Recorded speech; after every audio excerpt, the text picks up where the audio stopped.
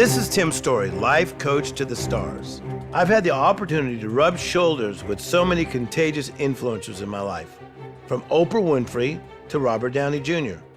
One thing all influencers have in common is that they all started somewhere.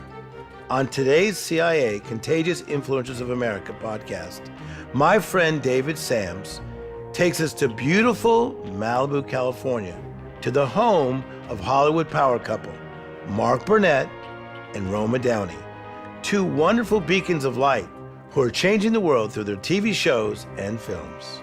And Tim, wait until you hear how Mark got his start.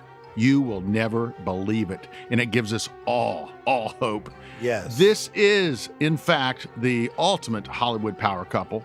Mark, of course, is the man behind the mega hits The Voice, Survivor, The Apprentice, Shark Tank, and so many others. He's won 12 Emmys, and along with his wife, Roma, this dynamic duo, they have produced the miniseries The Bible and A.D. The Bible Continues, as well as the feature films Son of God, Little Boy, and Woodlawn.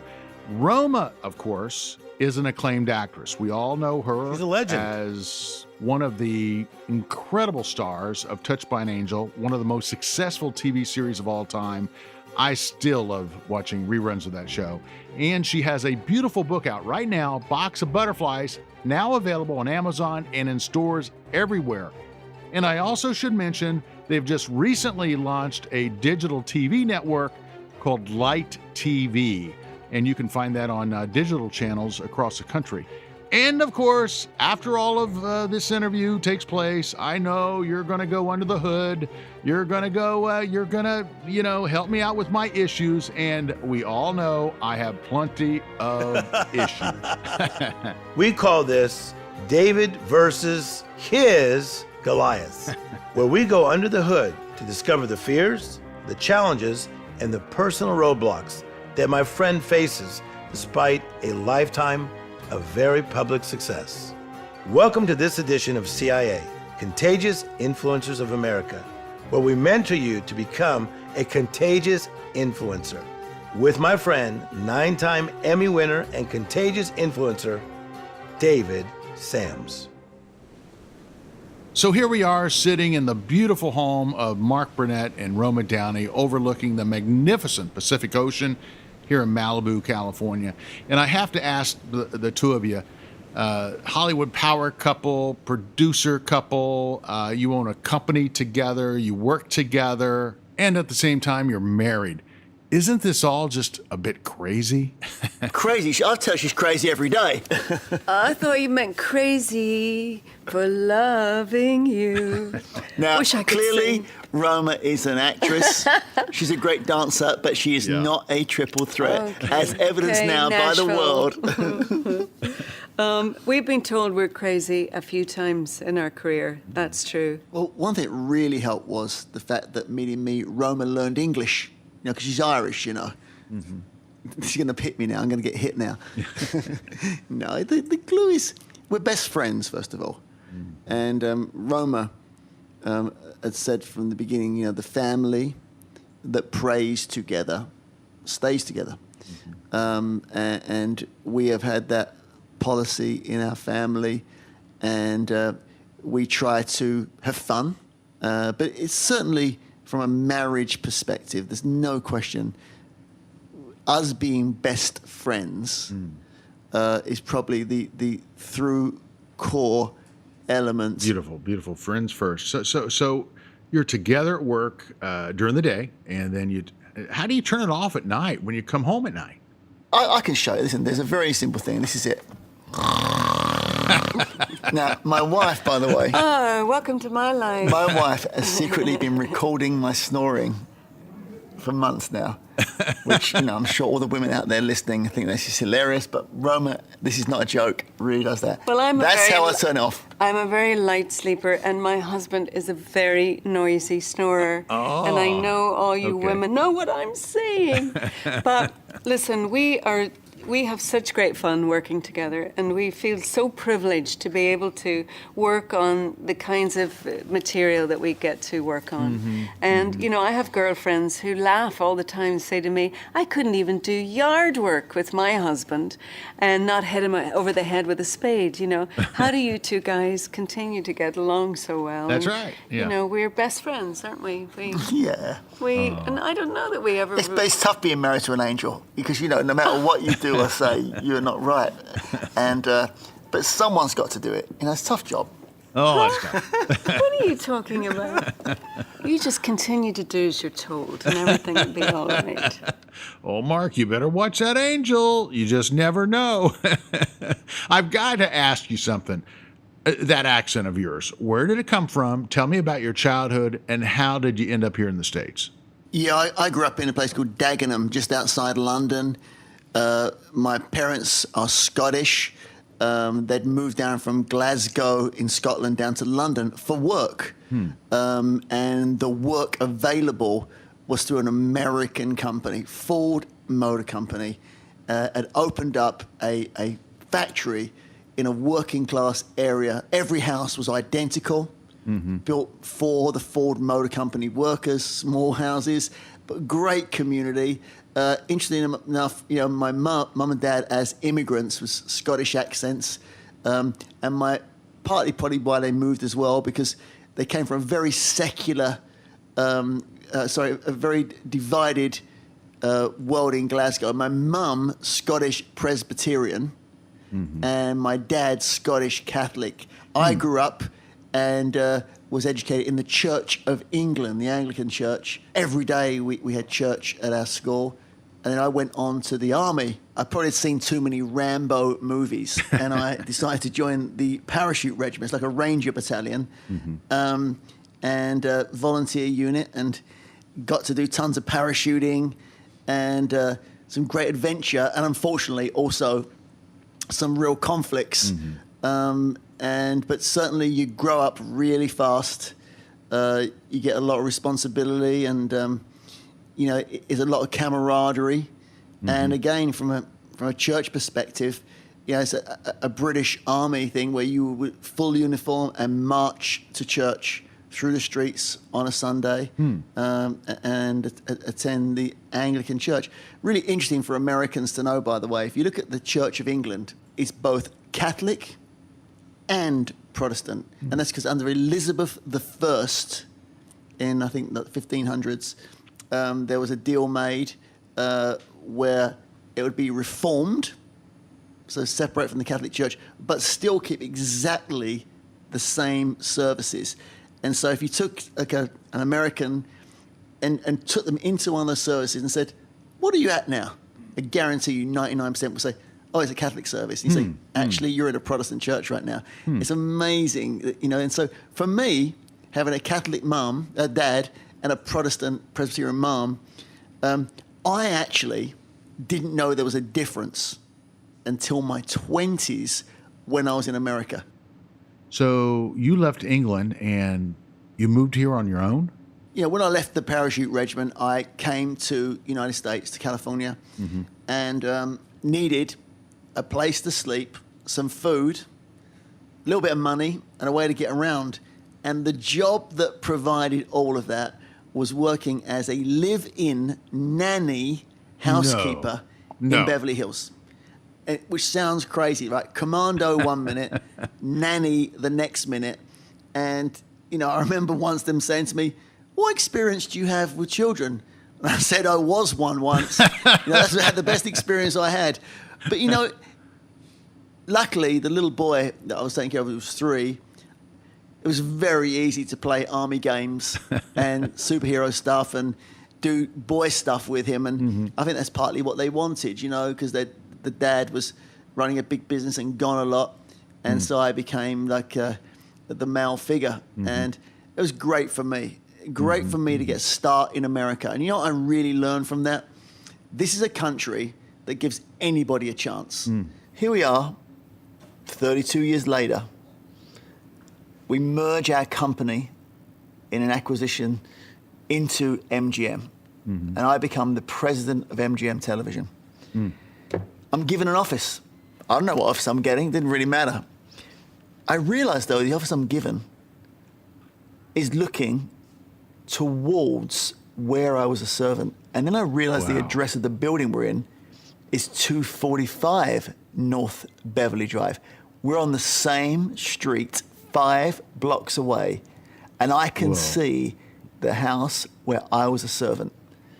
That is all about God's plan and the American dream. Absolutely. Okay. So you come here and you're a nanny. I think I see a sitcom here.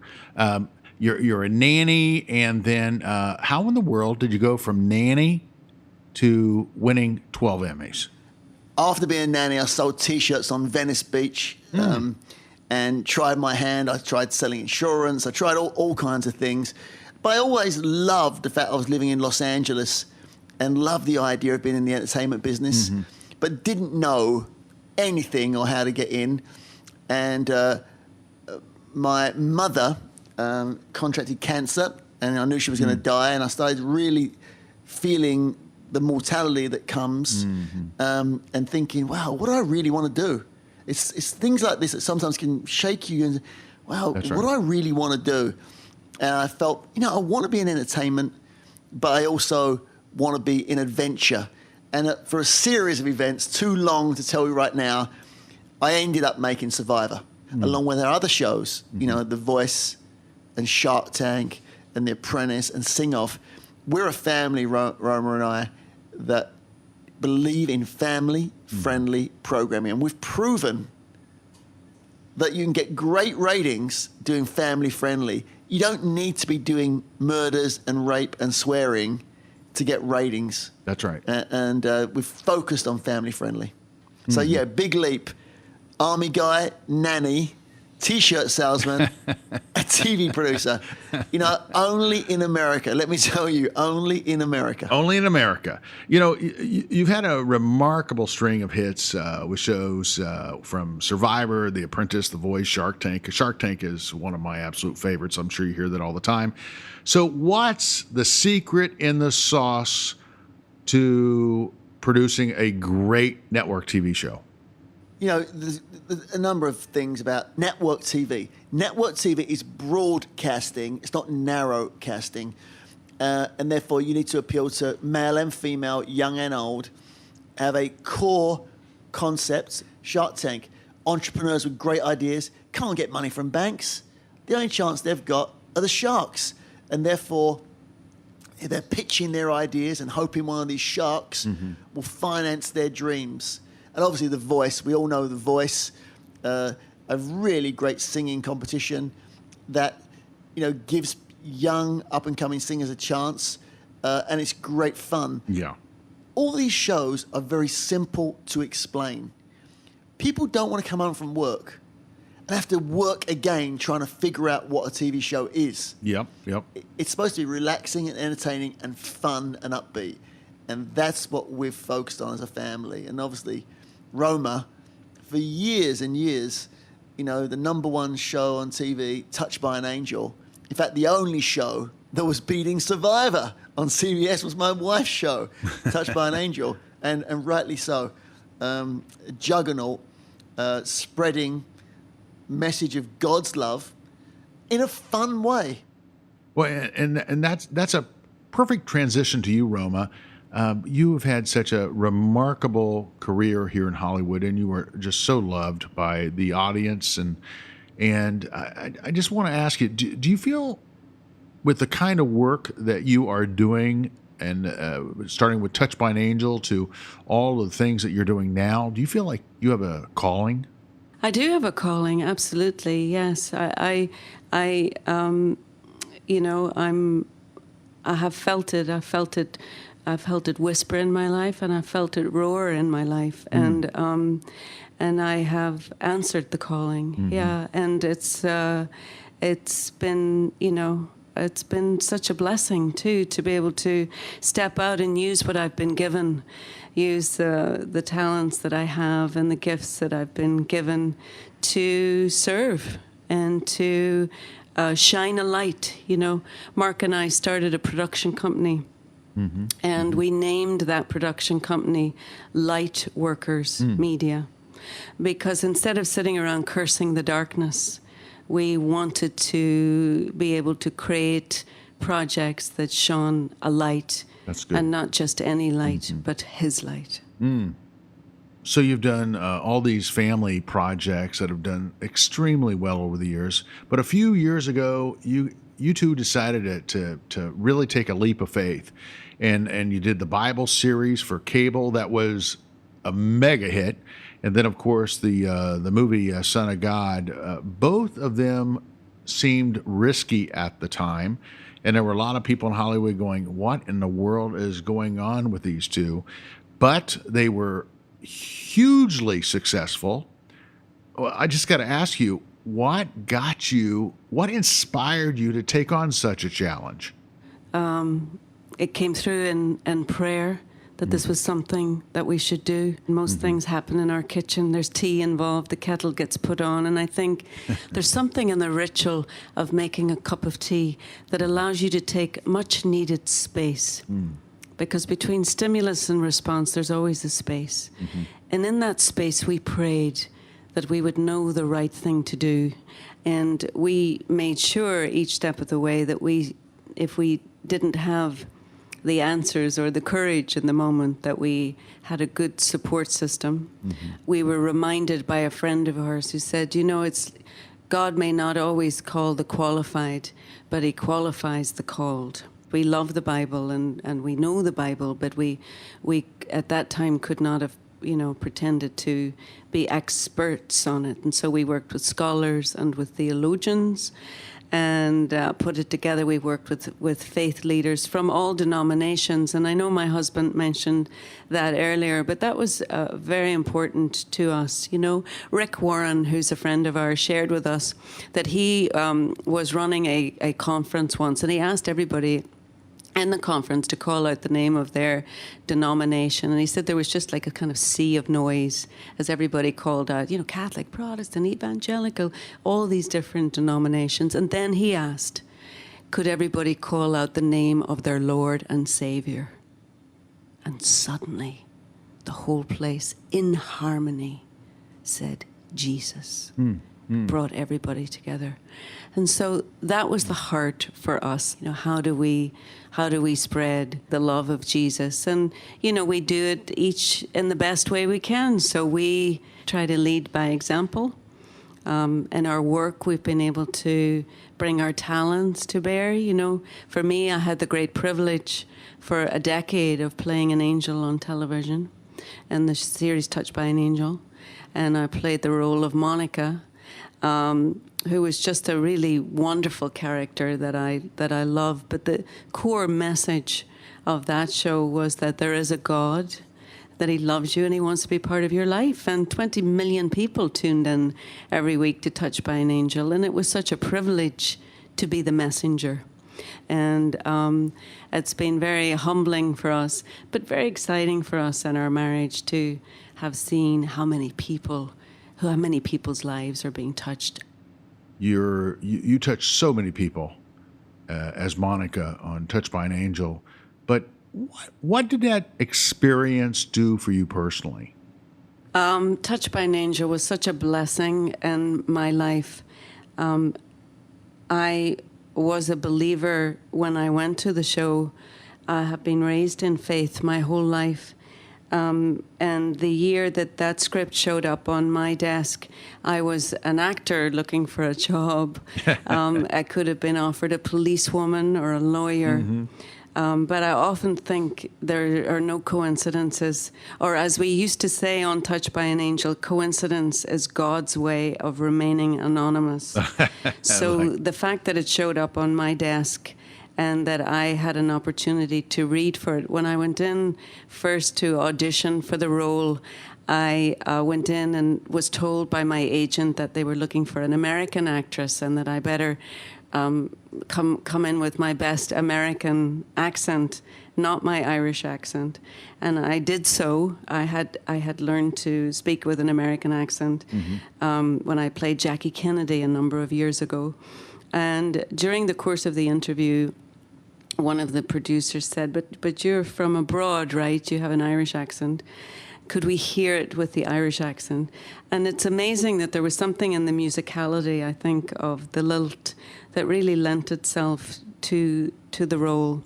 But I have to say that I think that one of the critical elements and why the show worked, and obviously there are many reasons why something works, but I believe it's because I believed and Della believed. And so when we were able to speak to a message of God's love, it's because we knew that to be true.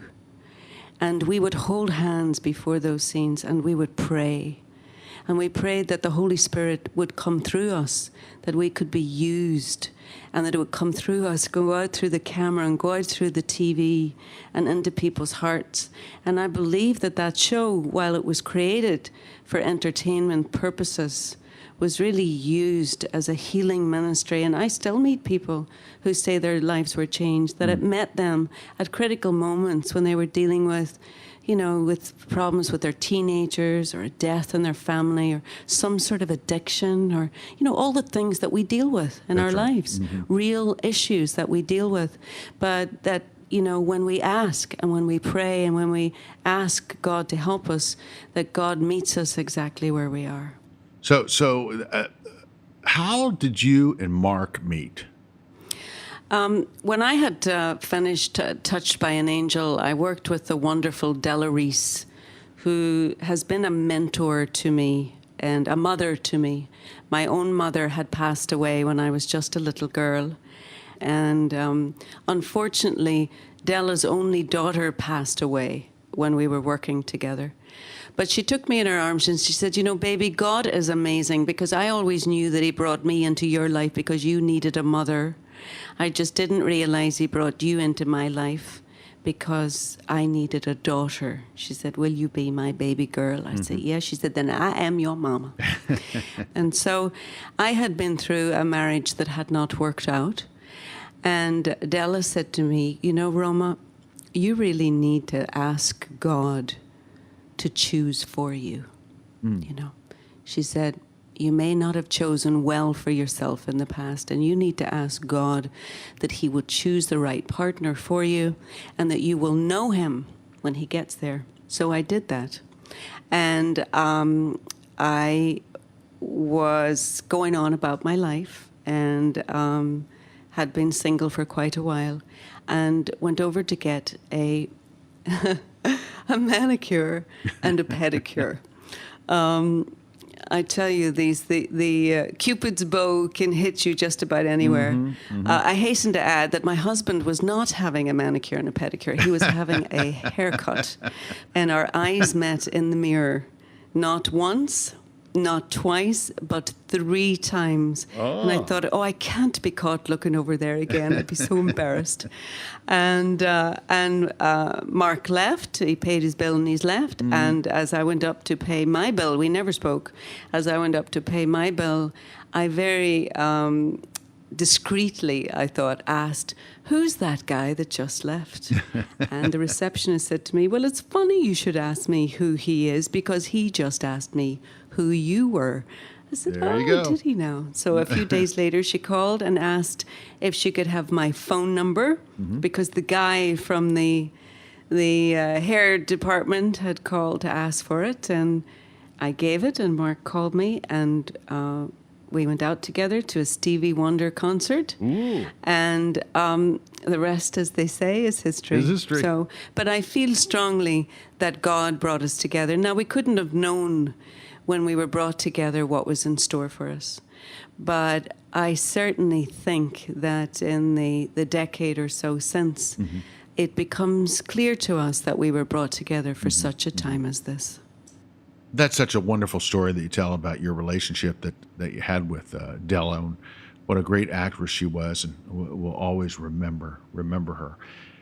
You and Mark met each other at a very special time in your lives, and boy, what a beautiful, beautiful relationship you have. There's someone listening right now who they have not found that relationship as of yet. What encouragement can you give them? I know that there would have been a time in my life where, you know, that I was deeply lonely and unhappy. And, you know, and through prayer, I feel that Mark, my husband, was brought to me. But had you told me in the depth of my unhappy times that there was such abundance and such love in store for me, I don't know that I would have believed you. So for anybody out there that is feeling lonely or disconnected, I just encourage you to hang in there, to trust and to pray and to believe.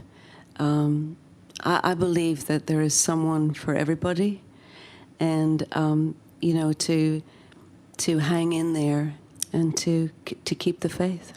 Well, how do you two keep the faith in Hollywood? Is it really possible to be believers in Hollywood? I mean, seriously, come on. So interesting. A lot of people around the country, you know, say things like, well, Hollywood isn't very God-friendly. New York, godless. We hear that a lot. yeah, or yes, right, or New York, same thing. It's absolutely wrong. Yeah, it's not true. No, you know, it just may be that maybe in New York and LA, maybe the Christians are a little less noisy for some reason about their faith. But, you know, I guess the noisiest Christians in Hollywood are me and Roma. But I have to tell you, we know everybody in this town, and lots of people in New York. And I'm here to say right now to everyone listening, absolutely, Hollywood has many, many Christians in a loving way. I think that's true, Mark. I think that we have seen that people feel emboldened. And everywhere we go, you know, people are stepping out and stepping up and sharing with us, you know, what church they go to or the community that they're part of, good works that they're doing. So we're happy to report there are good people everywhere doing good things. Yes, and also things like The Voice. So we have like probably 400 people work on The Voice, I think. You know, and you know, I'm certainly on nodding terms with all of them, and you know, everyone knows who I am, and I know the faces of people. Not possibly get to know every single person. But here's something. After the Bible series, maybe like 50 people out of the crew, it's a huge amount, people I didn't really know, apart from saying hello to, found time to come and talk to me and say, just want to let you know how happy I am you made the Bible series. Thank you for doing that. It was so important to my family. And people would never, ever be bold enough to come up on a Hollywood set and want to pray with you or mention God. Suddenly, as Roma said, very emboldened. Roma, we've heard a lot about Mark's background as a child and his introduction to Hollywood, but I want to talk about you a minute. What, looking back over your life, what really shaped you? Certainly, while it's many years ago now, the hardest time in my life was when my mother died. I loved my mother so much. She was everything to me. She was the moon and the stars and the sun in the sky. And when she died unexpectedly of a heart attack, she dropped dead on the street. It was as if the lights had been turned out. And literally, my house went from being a source of love and warmth to a house that was cold. We used to always have a burning fire in the hearth, and it went to an empty, cold hearth because my father was at work, and so when we came home from school, we had to get the key from the wee woman who lived next door to come into an empty house. So the symbolism of the emptiness and how cold it was and how quiet it was in the house, and they were very, very lonely days. And I know that if it hadn't been for our faith, if it hadn't been for my father encouraging us to just join hands in prayer as a family, I don't know how we would have gotten through those days, to be honest with you. And, all these years later, I won't quite say how many, but she's been gone a long time. There's still not a day that I don't miss her. But as a Christian woman, I'm always encouraged with the promise that I will be with her again. And I can say with all honesty that throughout the course of my life, I have felt her with me. I have felt a loving presence with me, and I have felt encouraged because, my dad used to say to us when we were young, live a life that would make your mother proud, and then and so I've tried to do that. My father, unfortunately, also passed away when I was in university. And I have continued to try to live a life that I believe honors their memory. And I've tried to make good choices because of the daughter they raised me to be. I've also tried to make good choices because of my Heavenly Father, and to, I've tried to be able to put that into my work. Well, it seems as though you two have put your faith first, and that you have been somewhat rewarded with success. Mark, do you feel that if you do the right thing, that the right things will happen back to you? I don't know that always, if you do the right thing happens. We try and do the right thing, but we continue making mistakes. I think what's important for me, I can only speak for myself, is that not beating yourself up too much for mistakes you've made, and not holding on to looking back by being so mad at yourself in that it becomes paralyzing going forward. So one of the underlying values of Christianity is the idea of forgiveness, being forgiven. There's also an element in there of, even though you can't forgive yourself really, you can not beat yourself up so much. And I think it's very important to know that if you want to take risks and you want to go forward, you are going to make big mistakes. You are going to fail. And if you're not failing, you're not trying. And when you're failing, don't beat yourself up like crazy and paralyze yourself that you won't try again. That's good. Well, it's like my good friend Tim Storey always tells me, it's okay to forget. It's okay to forget. Boy, I can't tell you how many times I have failed, but you're not going to succeed unless you fail. Roma, I've got to ask you, what about you? What advice would you have for those who are out there listening right now to this podcast and they're looking for their higher purpose? Well, I just know in the journey of my own life that I've tried to step forward prayerfully.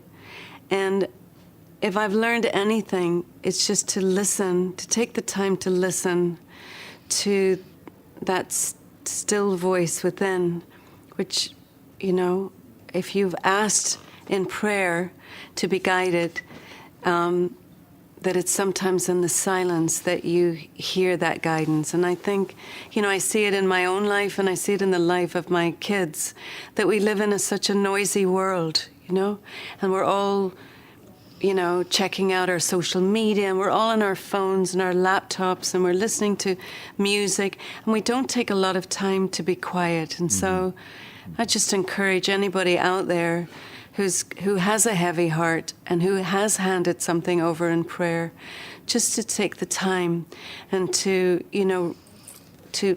just take some quiet time today in prayer and just to listen, because he is there and he will speak to you and he will tell you and you will know, and to trust your intuition when you hear it. Well, thanks, Mark and Roma, for opening your home to us. You are such a wonderful couple, and we so appreciate you, and we so appreciate the entertainment that you are bringing to us every day. Folks, don't forget to support Roma's book. It's in stores right now or on Amazon.com. We will put a copy of that book cover on our website. And I also want to encourage you to check out their new TV network. It's called Light TV. It's available on your digital TV channels, on your TV set, or you can simply go to lighttv.com. That's lighttv.com. Thanks, Mark and Roma.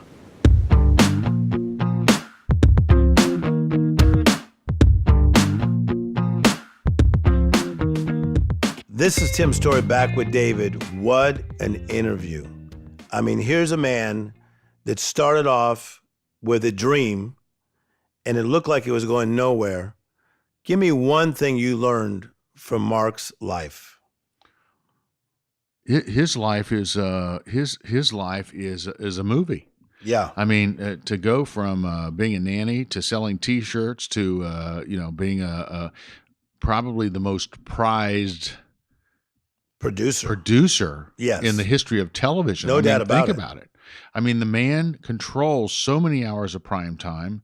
He is, and I'm not talking about just has shows on the air. He has the big show. I mean, there's The Voice. I mean, come on. Oh yeah, let's talk about the life lessons that we can learn from him. He comes into a place called Beverly Hills, and Beverly Hills could be very overwhelming. It's more than Rodeo Drive. I mean, that's where the tourists go. But there's a whole society going on. He goes in there, has never become a nanny before, and what does he do? He goes and attempts to become a nanny. And apparently he was very good at it. And gets the job.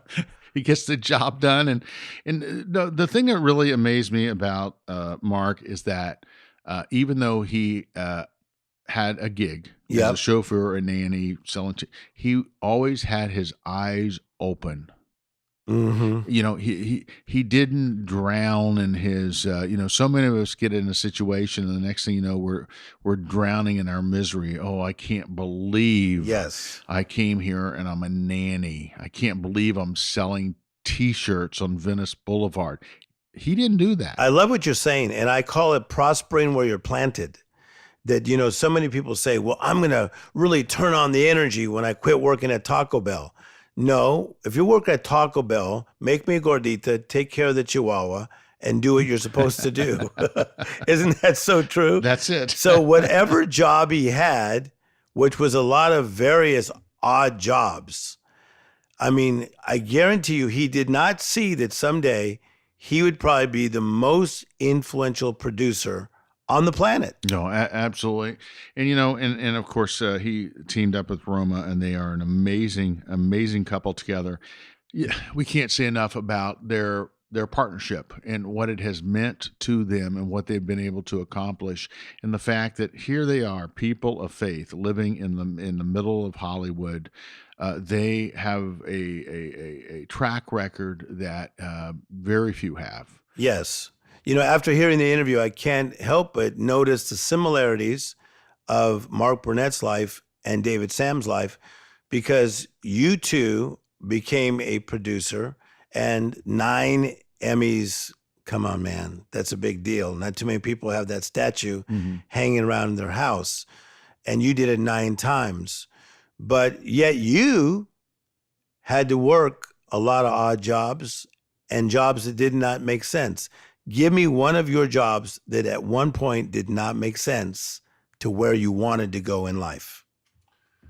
Oh, gosh. I can. Now we're going way back. Let's go way back. I wanted to get into TV, but before I could get into TV, I was convinced that, maybe I just have to take some gig. Yes. And I decided to take a PR job right after I got out of high school with a foundation, a small foundation.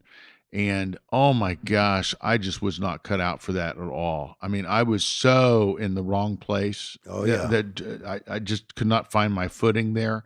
And I lasted there about, maybe a month. And what that made me do, it made me create my first TV show and believe that I could sell it even though I was just turning 18. Okay, so one of the things that we're doing in this segment is David Sam's facing his giants. Yeah. Okay, so sometimes I want to talk to you about current giants that you're facing. We did that on a recent program, but today I want to get into a little bit of past giants that you have faced. And I think that one of the things that I've seen with you is that you have now become a bit of a risk taker. Okay? Was it always that way?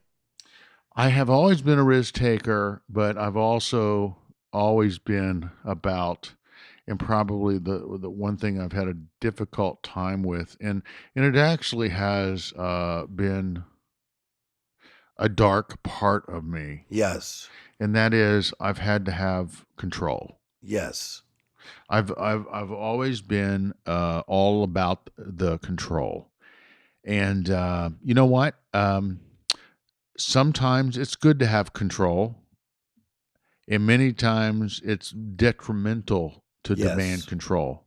It has certainly been detrimental to me on the personal side of my life, right? Yes. That hasn't worked out real well. On the professional side of my life, I think sometimes I demanded control because I either didn't respect some of the people that I had associated with, or I just was just too daggone stubborn for my own good. Now, when you talked about the personal control that did not work, because this is what I do for a living, I detected emotion. Is the emotion tied to the pain of it not working, the disappointment, the regret, and maybe even all three? When you talked about the way you were, it did not work. Why did I just see that emotion come from you? I've had failed relationships, 2 failed marriages. And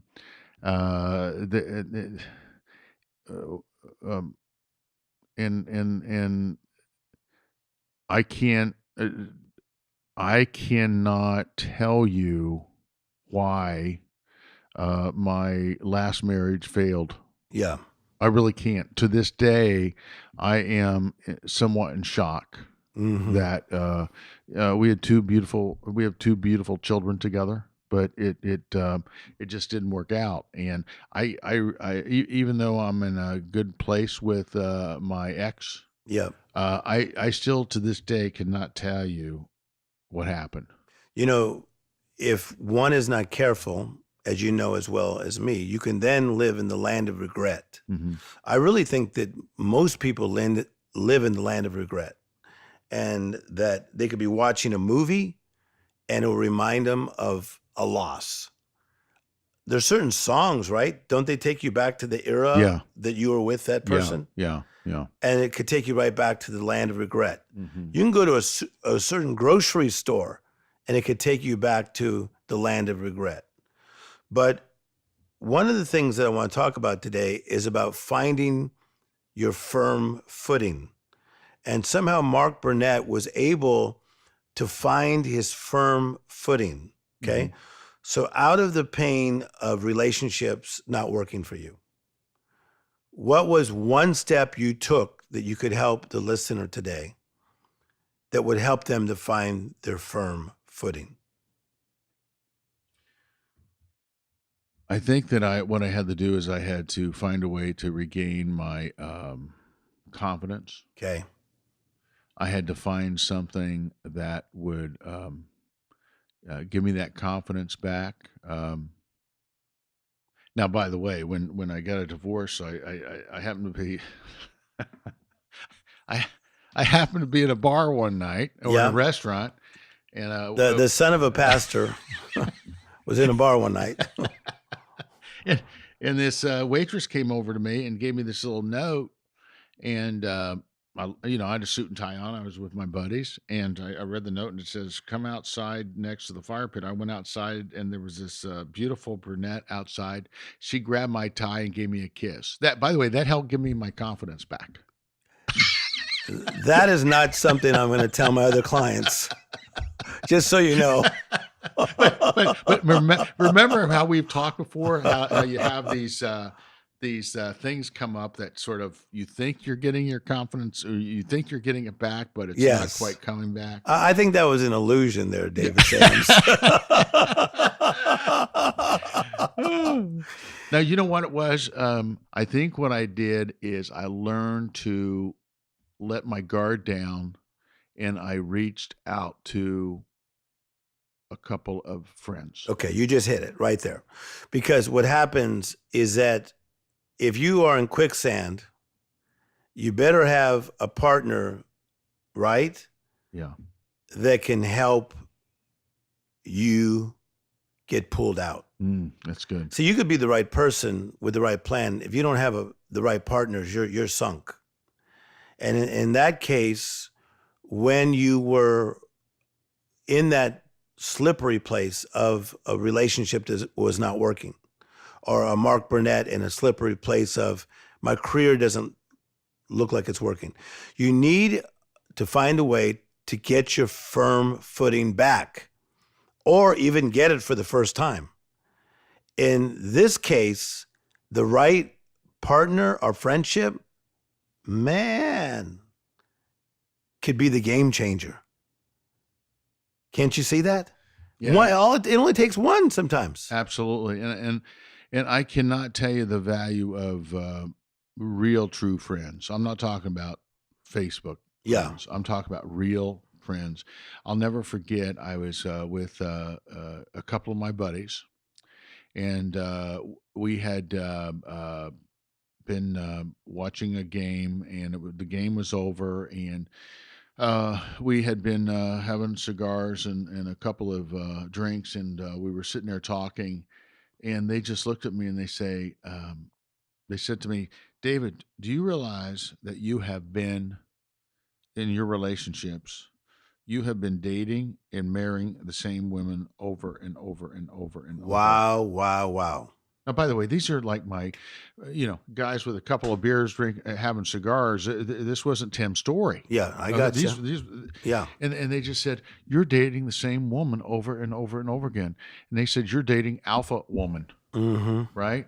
And you know what? I love alpha women. I've been attracted to alpha women my entire life. There's something about that magnet. But you know what? That hit me between the eyes when they said that to me. Yes. I thought to myself, what is the opposite of alpha woman?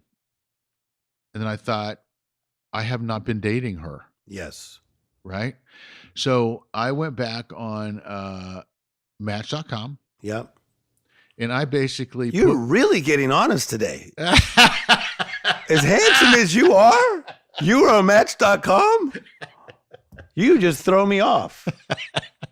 I went on Match.com and I put down everything that I did not want to date again.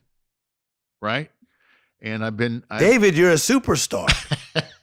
You were on a dating site? Hope you weren't swiping. Oh my goodness gracious! But so at any rate, I have been dating that opposite to the alpha woman for the last year and a half, and I cannot tell you the difference it has made. Okay, so we're talking to David Sams, 9-time Emmy Award winner. Can you imagine getting this honest? So we're gonna stop this part because this is gonna continue on every podcast. Yeah. We're going to take a piece of your life and talk about it. I'm going to life coach you through this entire season. Oh my goodness. And we're going to take segments of David Sam's life on how he's willing to face his giants. And you know what's going to happen? You're going to learn from what he's gone through. Because I tell you, success leaves clues. And I tell you, his test has become his testimony, and now he is changing people's lives by the millions. CIA, Contagious Influencers of America. That is the name of this podcast. We are changing lives on purpose. Thanks for your honesty today, David Sams. Well, my friend, I love doing this with you, and this is not something I expected to do, but I'm glad we're doing it, and I hope other people share their stories with us. I hope we can just kind of let our hair down here and help each other out. And I want to encourage people to please look for you at Tim Storey. That's STOREY.com, timstorey.com, where they can reach out to you. I also want to mention that you do a monthly incredible event in Hollywood. Yeah, it's called Tim Storey Live in Hollywood. It's been going on since 1992. And it is for people who are from all walks of life. A lot of entertainers show up, but it's for people for all walks of life. You can find more about it at timstorey.com, about the Tim Storey Live event. And just a reminder, please do subscribe to this podcast. Tell your friends all about it. We are now on Apple Podcast. We are now on YouTube, and we are now on iHeartRadio. That's a great place to find us. So easy. Just download the iHeartRadio app, and there's a whole little podcast section down there. Just tap on that and type in CIA Contagious Influencers of America. And guess what? You can also now go to your Alexa and say, Alexa, play the latest episode of Contagious Influencers podcast from iHeartRadio. You have to say those words. Alexa, play the latest episode of Contagious Influencers podcast from iHeartRadio, and bam, there we are. And remember, life's too short, so go out there, live that life of yours in living color. That's what I do. Buy a couple of dashikis, have some fun. It sure is a lot more interesting than living it in black and white. See you next time.